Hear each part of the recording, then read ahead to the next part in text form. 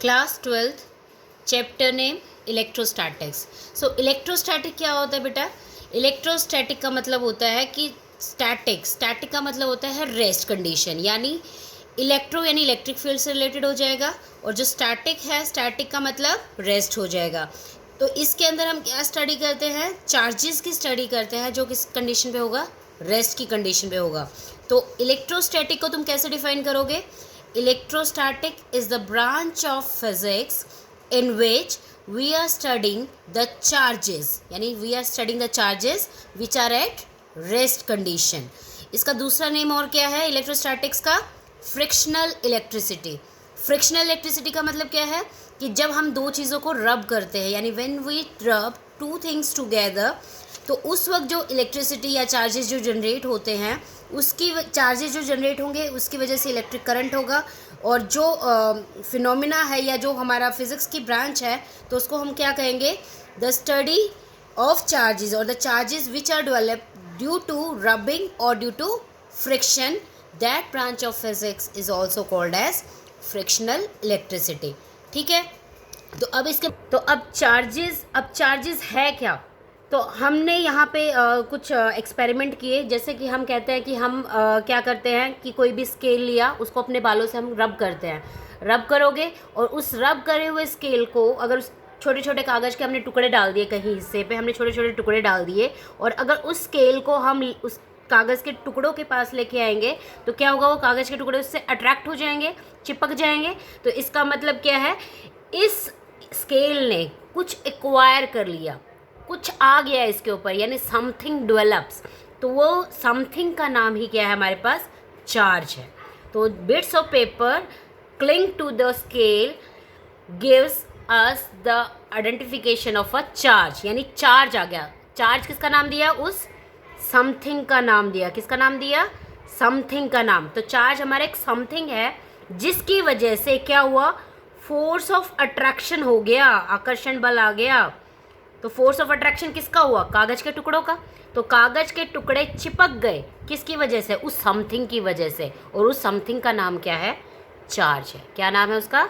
Charge है। तो हम एक्सपेरिमेंट क्या किए गए थे स्टार्टिंग में कि हमने देखा कि अगर हम सिल्क का क्लोथ ले लेते हैं और उस सिल्क के क्लोथ को अगर किसी ग्लास रोड के साथ रब करते हैं, तो ग्लास रोड पर हम कन्वेंशनली, यानी माना गया है, क्या माना गया कि ग्लास रोड के ऊपर कौन सा चार्ज आ गया?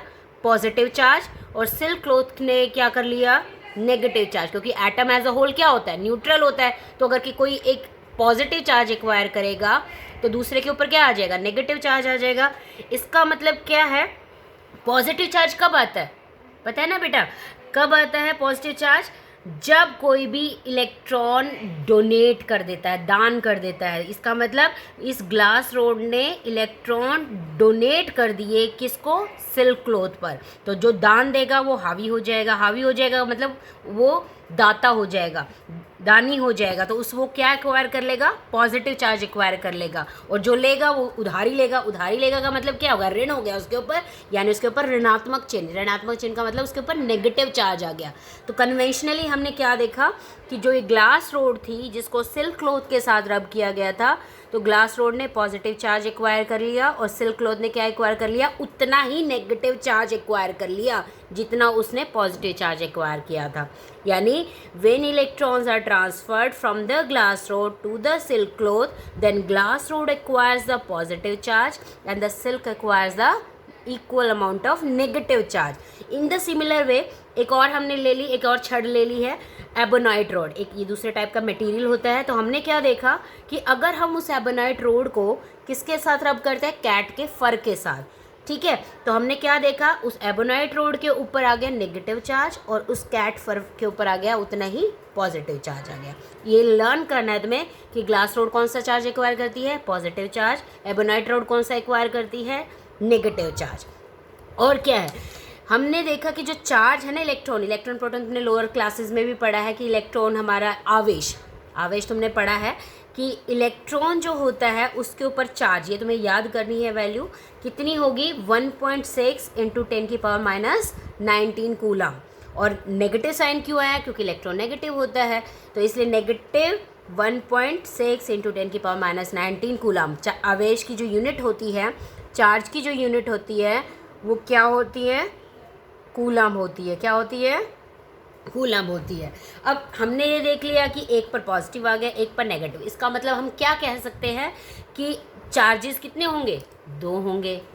चार्जेस कितने होंगे, दो होंगे। यहाँ तो हमने दो ही स्टडी किया है, तीसरा भी आता है हम जो तुमने न्यूट्रॉन पढ़ा था उसके ऊपर तो कोई चार्ज होता ही नहीं है, वो तो क्या होता है, न्यूट्रल होता है। तो हमने यहाँ पे जो स्टडी करने हैं, एक चार्ज इलेक्ट्रॉन, एक चार्ज प्रोटॉन, यानी एक नेगेटिव चार्ज और एक हमें पॉजिटिव चार्ज स्टडी करना है। तो हमारे पास कितने चार्जेस आ गए, 2 चार्जेस आ गए। अब हम चार्जेस की प्रॉपर्टी स्टडी कर लेते हैं कि प्रॉपर्टीज़ क्या क्या हैं चार्जेस की।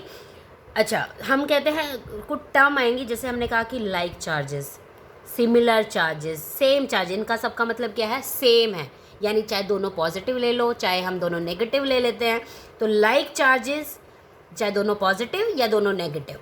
तो लाइक चार्जेस या सिमिलर चार्जेस या सेम चार्जेस, ये तीनों एक ही वर्ड है। ये क्या करते हैं, ये रिपेल करते हैं एक दूसरे को। क्या करते हैं, वो रिपेल करेंगे, यानी प्रतिकर्षण बल लगाएंगे, दूर जाएंगे वो। और इससे उल्टा अगर हम ले, दूसरी प्रॉपर्टी क्या होगी, अनलाइक चार्जेस, यानी एक पॉजिटिव और एक नेगेटिव। उस अनलाइक चार्ज की वजह का दूसरा नाम हम लिख सकते हैं डिफरेंट चार्जेस या डिसिमिलर चार्जेस। तो हम क्या कहेंगे कि जो डिफरेंट चार्जेस है, यानी एक पॉजिटिव चार्ज और एक नेगेटिव चार्ज, वो क्या करते हैं, अट्रैक्ट करते हैं एक दूसरे को। क्या करते हैं, वो अट्रैक्ट करेंगे, यानी आकर्षण बल लगाएंगे। ठीक है, तो हमने दो प्रॉपर्टी स्टडी कर ली चार्जेस की, कि अगर सेम चार्जेस हैं हमारे पास तो वो रिपेल करेंगे, अगर हमारे पास डिफरेंट चार्जेस हैं वो क्या करेंगे, अट्रैक्ट करेंगे। इसका एक्सपेरिमेंट हमने देखा कि हमने क्या किया, दो बॉल्स ले ली, दो चार्ज्ड बॉल ली। अब चार्ज कहाँ से है उन बॉल्स के ऊपर, मान लो पिथ बॉल है या कोई और बॉल्स है, एक ऐसी बॉल जिसको अगर हमने, ये पॉजिटिव मैंने शो किया है यहाँ पर, इसका मतलब इस बॉल को हमने किससे रब किया गया है, हमने ग्लास रोड से टच करवाया, यानी ग्लास रोड ने अपना चार्ज इनको ट्रांसफ़र कर दिया है इन दोनों बॉल्स पर। ये बॉल्स हमने हैंग कर रखी हैं इस फिक्स स्पोर्ट से। तो हमने क्या किया कि अगर हमने दोनों चीज़ें ऐसे लटका दी, दोनों बॉल्स हमने ऐसे लटका दी, तो इसका मतलब क्या है, इस पर भी पॉजिटिव चार्ज गया और इसके ऊपर भी पॉजिटिव चार्ज गया। तो हमने क्या देखा, ये दोनों एक दूसरे से दूर जाएंगी। ऐसे अगर हमने नेगेटिव बॉल्स ले ली, वो भी क्या जाएंगी, एक दूसरे से दूर जाएगी। और ये नेगेटिव चार्ज कहाँ से आया, जब हमने एबोनाइट रोड को इससे टच करवाया। ठीक है, तो दोनों के ऊपर नेगेटिव चार्ज आ गया। तो ये भी क्या कर रही हैं, ये दोनों शो कर रही है, क्या फोर्स शो करती है, रिपल्सिव फोर्स शो करती है, यानी रिपल्शन शो करेंगी। लेकिन अगर हम ये करते हैं, एक बॉल को तो टच करवाया हमने ग्लास रोड के साथ, उसने तो एक्वायर कर लिया पॉजिटिव चार्ज, और दूसरी बॉल को हमने टच करवाया एबोनाइट रोड के साथ, तो उसने एक्वायर कर लिया नेगेटिव चार्ज, यानी दोनों क्या हो गए, डिफरेंट चार्जेस हो गए। तो हमने क्या देखा, अगर ये बॉल्स ऐसे थी या दूर दूर भी थी तो वो अट्रैक्ट हो गई, वो क्या हो गई, अट्रैक्ट हो गई। तो इसका मतलब यहाँ पर कौन सा फोर्स एक्ट कर रहा है, force of attraction. Electronic charge तो तुमने केमिस्ट्री में पढ़ी रखी है कि हमारा एक न्यूक्लियस होता है, उसमें डिफरेंट डिफरेंट ऑर्बिट्स होते हैं। पहले ऑर्बिट को K shell, then L shell, then M shell, then N shell, ऐसे हम उसको हाईलाइट करते हैं। तुम्हें भी ये भी पता है कि जो के शेल है उसके अंदर हम मैक्सिमम 2 इलेक्ट्रॉन एकोमोडेट कर सकते हैं। देन एल के अंदर हमारे पास 8 आ जाएंगे। तो कंटिन्यूसली ये तुमने ऑलरेडी क्या किसमें पढ़ रखा है, केमिस्ट्री में। ठीक है, तो सेम हम काम ये शो कर सकते हैं कि अगर हमारे पास एक रनिंग टैप है, हमने एक टैप ले ली, ठीक है, ये टैप हमने ले ली और इस टैप में से पानी नीचे आ रहा है। तो हमने क्या कहा कि अगर हम किसी ग्लास रोड को, पॉजिटिवली चार्ज ग्लास रोड है, उसको पास लेके आते हैं, जैसे ही पास लेके आते हैं तो ये अपना पाथ चेंज कर लेता है। पानी की जो स्ट्रीम है, पानी की जो धारा है, वो उस चार्ज रोड की तरफ अट्रैक्ट हो जाती है। तो इसका मतलब पाथ उसका चेंज हो गया। इसका मतलब इसके अंदर क्या हो गया, फोर्स ऑफ अट्रैक्शन आ गया उस चार्ज रोड की वजह से। अब इसके बाद अगर हम स्टडी करें तो हम क्या स्टडी करेंगे, ये भी तुम ऑलरेडी पढ़ चुके हो। क्या, what do you mean by conductors, insulators, and third new term है तुम्हारे लिए, that is called as semiconductors. तो कंडक्टर्स क्या होता है, तुमने पढ़ा है, सुचालक होता है।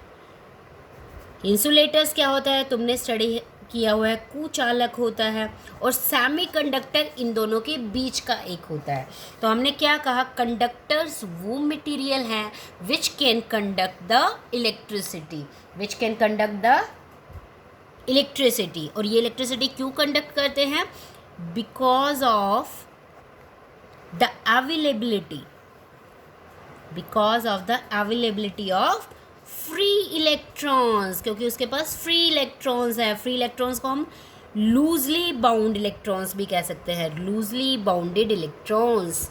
तो कंडक्टर्स क्यों कंडक्ट करते हैं, अपने में से विद्युत धारा क्यों जाने देते हैं, क्योंकि उनके पास अवेलेबल होते हैं फ्री इलेक्ट्रॉन्स। ठीक है। अब insulators bad conductor of heat and electricity, conductors good conductors of heat and electricity. ये क्यों करते हैं, क्योंकि of the non availability of the free electron. तो इनके पास फ्री इलेक्ट्रॉन होते ही नहीं है। और सेमी कंडक्टर वो मटीरियल्स होते हैं which shows the properties in between conductors and in between insulators. अब हम इनके एग्जाम्पल स्टडी कर लेते हैं।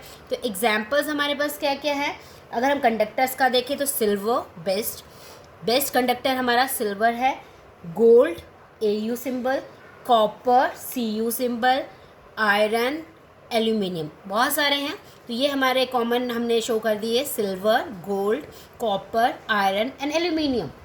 अब अगर हम इंसुलेटर्स की बात करें, ये भी तुम्हें पता है, इसमें हम बात कर सकते हैं dry would, plastic, rubber etcetera. Semi conductor में अब 9th यूनिट में तुम स्टडी करोगे तो ज़्यादातर हम जर्मेनियम और सिलिकॉन की बात करेंगे। ठीक है। वैसे इनके ऑर्गेनिक और इनऑर्गेनिक कंपाउंड्स भी हम बना सकते हैं। तो these are 3 types, conductors, insulators and semi conductors. ठीक है, समझ आ गया? That's all for today.